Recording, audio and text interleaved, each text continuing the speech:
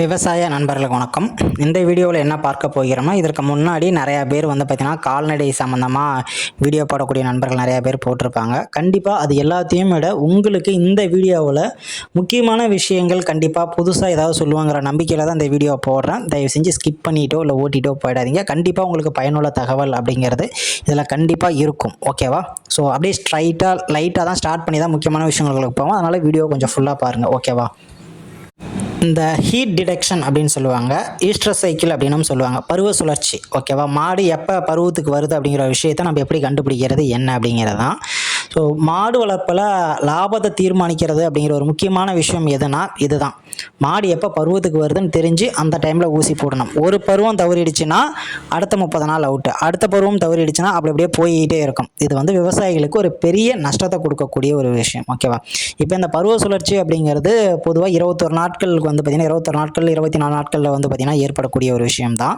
Okay, இப்போ மாடுகளுக்கு அப்படின்னு சொல்லி பொதுவாக பார்க்கும் பொழுது 18 நாட்களில் இருந்து 24 நாட்கள் பருவம் பார்த்திங்கன்னா மாறிக்கிட்டே இருக்கும். ஓகேவா? இது பருவத்திற்கு முந்தைய நிலை அப்படின்னும், பருவநிலை அப்படின்னும், பருவத்திற்கு பிந்திய நிலை அப்படின்னும், இடைக்கால நிலை அப்படின்னும் பார்த்திங்கன்னா 4 வகையாக பிரிப்பாங்க. அது என்ன அப்படின்னு பார்க்கும் பொழுது, பருவத்திற்கு முந்தைய நிலை அப்படின்னா 2-3 நாட்களுக்கு கருப்பை தயாராகும் நிலை அப்படின்னு சொல்லுவாங்க. இப்போ போன மாதம் 20ஆம் தேதி பருவத்துக்கு வந்துருச்சுன்னா அதுக்கு 2-3 நாட்களுக்கு முன்னாடி அப்படின்னு சொல்லி பார்க்கும்பொழுது 18ஆம் தேதியில இருந்தே பருவத்திற்கு வருவதற்கான ஒரு நிலைப்பாடுகள் அப்படிங்கிறது கர்ப்பப்பையில் மாற்றங்கள் ஏற்பட ஆரம்பிச்சிடும். ஓகே, அதே ஈஸ்ட்ரஸ் பருவநிலை அப்படிங்கிறது 12லிருந்து 18 மணி நேரம் வரைக்கும் இருக்கும். இந்த நேரத்தில் தான் மாடுகளுக்கு பெரும்பாலும் சினை ஊசி அப்படிங்கிறது போட ஆரம்பிப்பாங்க. இதுதான் சினை பிடிக்க தயாராகும் நேரம் அப்படின்னு சொல்லலாம். அடுத்ததா பருவத்திற்கு பிந்தைய நிலை அப்படின்னு சொல்லக்கூடிய சினை முட்டைகள் வெளியேறும் நிலை. ஸோ என்ன பண்ணுவாங்கன்னா இந்த நேரத்துலையும் பார்த்திங்கன்னா ஒரு சிலர் ஊசி அப்படிங்கிறத போடுவாங்க. அதுவுமே மாடுகள் சினை அப்படிங்கிறது நடக்கும். இடைக்கால நிலைன்னு சொல்லக்கூடிய அடுத்த சுழற்சி வர வரைக்கும் கர்ப்பப்பை பார்த்திங்கன்னா ஓய்வெடுக்கக்கூடிய ஒரு நிலை தான் பார்த்திங்கன்னா இடைக்கால நிலை அப்படின்னு சொல்லக்கூடியது.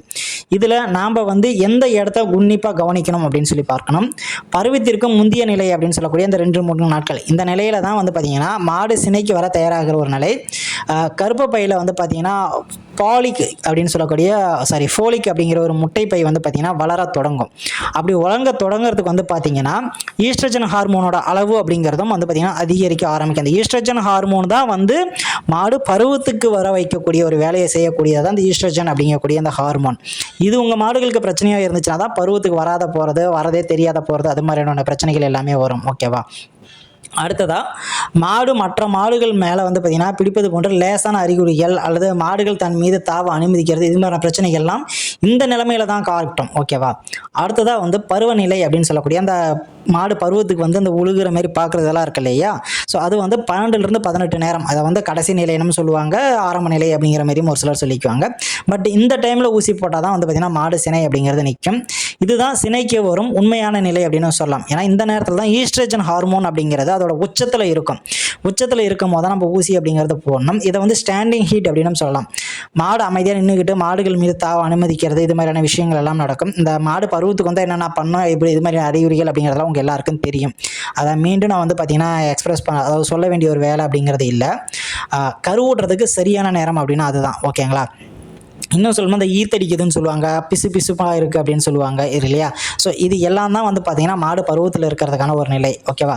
பருவத்திற்கு பிந்தைய நிலைன்னு சொல்லக்கூடிய இந்த 3 to 5 நாட்கள் இருக்கு இல்லையா? இந்த நிலையில் சினை முட்டை பார்த்திங்கன்னா கர்ப்பப்பையிலிருந்து வெளியேறும். அதை பார்த்திங்கன்னா ஓவலேஷன் டைம் அப்படின்னு சொன்னால் தெரியும். ஓகே, ஸோ இது பொதுவாக பருவநிலை முடிஞ்சு 10லிருந்து 12 மணி நேரத்துக்கு பிறகு நடக்கக்கூடியது. இந்த இடத்துல ஈஸ்ட்ரஜனோட அளவு அப்படிங்கிறது குறைஞ்சிக்கிட்டே போகும். ப்ரொஜெஸ்ட்ரான் ஹார்மோன் சுரக்க தொடங்கும். ஓகே, ப்ரொஜெஸ்ட்ரான் எதுக்காகனா அடுத்ததாக கரு முட்டைகள் வெளிவருவதற்கு தேவையான ஒரு சத்துக்களை பார்த்திங்கன்னா ப்ரொஜெஸ்ட்ரான் கொடுக்கும். மாடு பருவத்துக்கு வரதை கொடுக்கறது ஈஸ்ட்ரஜன். ஓகேவா? கரு முட்டை சுரந்து வெளியே வரதுக்கு பார்த்திங்கன்னா ஈஸ்ட்ரஜன் பார்த்திங்கன்னா ஹெல்ப் பண்ணும். ஓகேவா? ஸோ இந்த சமயத்துலையும் ஒரு சிலர் பார்த்திங்கன்னா ஊசி போடுவாங்க. ஸோ அப்படி இருக்கும்போது ரத்தம் கலந்த திரவம் போல் ஒரு சில டைம்ஸ் பார்த்திங்கன்னா வெளியே வர ஆரம்பிக்கும். ஓகேவா? அடுத்ததாக இடைக்காலம் அப்படின்னு சொல்லக்கூடிய அதற்கப்புறமேட்டுக்கு 10லிருந்து 10 நாட்கள் பார்த்திங்கன்னா கர்ப்பப்பை சப்போஸ் நிற்கல அப்படின்னா கர்ப்பப்பை பார்த்திங்கன்னா ஓய்வு நிலைக்கு போயிட்டு ப்ரொஜெஸ்ட்ரான் ஹார்மோன் அளவு உச்சத்தில் இருக்கும். சினை பிடிப்பதற்காக பார்த்திங்கன்னா தயார்படுத்துகிற வேலைகள்லாம் நடக்கும். ஓகேவா? அப்படி ஆகலை அப்படின்னா மறுபடியும் பார்த்திங்கன்னா முந்தைய நிலைக்கே போயிடும். மறுபடியும் கர்ப்பப்பை நார்மலில் இருந்து மறுபடியும் பருவ சுழற்சியோட இந்த பருவத்திற்கு முந்தைய நிலைன்னு சொல்லக்கூடிய அந்த நிலைக்கு வருவதற்கான வேலைகளை ஏற்பட ஆரம்பிச்சிடும். இந்த பருவ அறிகுறிகள்னு சொல்கிறாங்க இல்லையா, அதையுமே நான் சொல்லிடுறேன். ஒன்று வந்து கண்ணாடி போல் அந்த வடிகிறது மாட்டோட பின்னாடி சைடில் அறைக்கு கீழே, ஓகேவா. ஸோ அதுமாரி வடிகிறதாக இருக்கட்டும், அமைதி இல்லாத இருக்கிறதாக இருக்கட்டும், கத்திக்கிட்டு இருக்கிறது, ஒரு மாடு வந்து இன்னொரு மாடு மேலே ஏறுறதாக இருக்கட்டும், இந்த மாட்டு மேலே வந்து பார்த்திங்கன்னா தாவ அனுமதிக்கிறதாக இருக்கட்டும், பால் குறையிறதாக இருக்கட்டும், உடல் மாற்றம், தீவனம் எடுக்காத இருக்கிறது, இது எல்லாமே வந்து பார்த்திங்கன்னா மாடு பருவத்தில் இருக்குது அப்படிங்கிறதுக்கான ஒரு அறிகுறி, ஓகேவா. பெரும்பாலும் மாடுகள் எப்போ வந்து பார்த்திங்கன்னா பருவத்துக்கு வரும் அப்படிங்கிறதான் புரிஞ்சுக்கணும். மாடுகள் பெரும்பாலும் வந்து பார்த்திங்கன்னா அதிகாலையிலையோ அப்படி இல்லைனா இரவு நேரத்தில் தான் வந்து பார்த்திங்கன்னா பருவம் அப்படிங்கிறது தீவிரமாக இருக்கும். காலையில் நம்ம எந்த நேரத்தில் கவனிக்கணும் அப்படின்னா 5 மணிலேருந்து 6 மணிக்குள்ளே கவனிச்சாலே போதுமானதுக்கு காட்டி கொடுத்துரும். இரவு பொறுத்த வரைக்கும் நம்ம தூங்க போகிறதுக்கு முன்னாடி ஒரு 8 to 9 மணிக்குள்ளே மாடுகள் என்ன பண்ணுது, எதை நம்ம தீனி போட போகிறப்ப அப்படி ஒரு 20 நிமிஷம் நம்ம உன்னிப்பாக கவனித்தோம் அப்படின்னா மாடு பருவத்தில் இருக்குதா இல்லையா அப்படிங்கிறத தெரிஞ்சிடும். இந்த ஊசி போடுறதுல ஏஎம்பிஎம் ரூல் அப்படிங்கிறத நிறைய பேர் சொல்லியிருப்பாங்க. அந்த ரூல் படி ஊசி போட்டால் எத்தனை % ஊசி வந்து பார்த்திங்கன்னா மாடு சனை பிடிக்கிறதுக்கான வாய்ப்புகள் இருக்குது அப்படிங்கிறதையும் பார்ப்போம். இந்த ஏஎம்பிஎம் ரூல் அப்படிங்கிறது காலையில் மாடு பருவத்துக்கு வந்தால் மாலையில் ஊசி போடு, மாலையில் மாடு பருவத்துக்கு வந்தால் மறுநாள் காலையில் ஊசி போடு. இதுதான் ஏஎம்பிஎம் ரூல் அப்படிங்கிறது, ஓகேவா. இது எல்லா நண்பர்களுக்குமே பெரும்பாலும் தெரியும். இப்போ முன்னே தான் பருவம் தெரிஞ்சால் உடனே கூப்பிட்டாங்க, இப்போ அதுமாரிலாம் இல்லை. இந்த ரூல் அப்படிங்கிறது பெரும்பாலும் எல்லா விவசாயிகளுக்குமே தெரிய ஆரம்பிச்சிருச்சு, ஓகேவா. இப்போ சினை ஊசி போட உகுந்த நேரம் என்ன அப்படிங்கிறது தெரியணும். இது எங்களுக்கு தெரியும், நீ அதை சொல்லும்பீங்க, ஓகேவா. பருவத்தோட ஆரம்பத்தில் ஒரு பருவம் உங்களுக்கு தெரிஞ்ச 1 முதல் 10 மணி நேரத்தில் நீங்கள் வந்து பார்த்திங்கன்னா ஊசி போட்டிங்க அப்படின்னா 44% வந்து கன்று தங்குவதற்கான வாய்ப்புகள் அப்படிங்கிறது இருக்கும். பருவத்தின் நடுப்பகுதின்னு சொல்லக்கூடிய பருவத்தை நீங்கள் பார்த்த 10 இருந்து 18 மணி நேரம் கழித்து நீங்கள் ஊசி போடும் பொழுது 83% வந்து கன்றுகள் தங்குவதற்கான வாய்ப்புகள் இருக்குது. இதை தான் வந்து பார்த்திங்கன்னா ஏஎம்பிஎம் ரூல் அப்படின்னு சொல்லக்கூடிய ஒரு டைமிங்.